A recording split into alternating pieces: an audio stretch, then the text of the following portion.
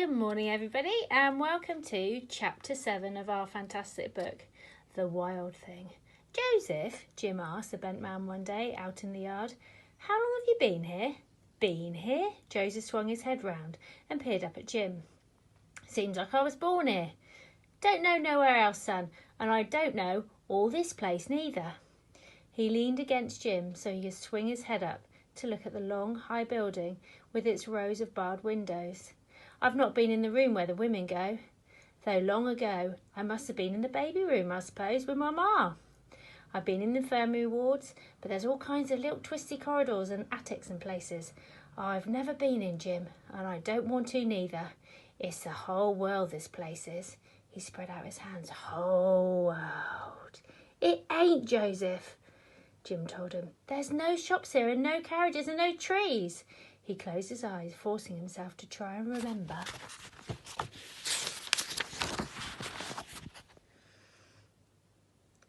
What it was like outside. "And there's no river, and there's a great big river outside here." "Is there now?" said Joseph. "I should like to see that river. Though, to tell you the truth, Jim, I don't know what a river is. Tell you something." He put his arm over Jim's shoulder to draw his ear closer to his own mouth. "I don't want to die in here. If someone will let me know what day I'm going to die, I'll be grateful. I'll climb over that wall first." He dropped his head down again and stared at his boots, whistling softly. "Yes, that's what I'll do." Tip spluttered and nudged Jim, but Jim was looking up at the high walls that surrounded the workhouse and at the bleak sky above it. "How long have you been here, Tip?" he asked. "How should I know?" Tip hugged his arms around himself. "Keep moving, Jim, it's cold." It was impossible to tell one day from the next. They were all the same: school, sack-making, bed. The only thing that changed was the sky. Jim had seen the grey of snow clouds turning into the soft rain clouds of spring. He felt summer scorching him in his heavy, itchy clothes, and now the sky was steely grey again. The pump had long beards of ice on its handle. "I've been in here a year," Jim said. It was then that the little secret promise that nestled inside him began to flutter into life like a wild thing. "I've got to skip off," he let out a mad thought rise up to him. "If I don't, I'll be like Joseph. One day I won't remember whether I was born here or not.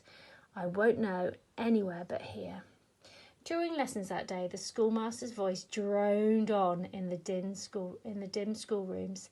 The boys coughed and shuffled in their benches, hunching themselves against the cold. Jim's wild thoughts drummed inside him, so loud that he imagined everyone would hear them. He leaned over to Tip and whispered in his ear, "Tip, I'm going to run away today. Come with me." Tip sheered round and put his hand to his mouth. Mr. Barrack sprang down from his chair, his eyes alight with anger and joy. "You spoke," he said to Jim, triumphant. "It was you." Tip closed his eyes and held out his hand, but Jim stood up. He didn't mind. He didn't mind anything any more. The teacher hauled him off his stool and swung the rope around him. It hummed as it sliced through the air. "I don't mind," Jim tried to explain, but this made Mr. Barrack angrier than ever. At last he had caught Jim out, and he was beating him now from every time he had tried and failed. He pulled a greasy handkerchief out of his pocket and wound it round Jim's head, tying it tight under his chin. "Just in case you feels like hollering," he said. All the other boys stared in front of them. The rope stung Jim again and again, and the beating inside him was like a wild bird now, throbbing in his limbs and his stomach, in his chest and in his head, so wild and loud that he felt as if it would lift him up and carry him away. When the schoolmaster had finished with him, he flung him like a bundle of rags against the desk. Jim lay in a shimmer of pain and thrumming wings. He wanted to sleep. The bell rang and the boys shuffled out. Jim felt Tip's hand on his shoulder. He flinched away. "That's what they do to boys who skip off, Jim," Tim whispered. "They thrash 'em like every day until they're good." Jim felt the wild things fluttering again. Only if they catch them. They always catch 'em. Bobbies catch 'em and bring 'em in, and they get thrashed and thrashed. Jim struggled to sit up. The stinging rolled down his body. "Won't you come with me?" "I daren't. Honest, I daren't. Don't go, Jim." Jim looked up the great archways of the schoolroom. He knew the words off by heart. God is good. God is holy. God is just.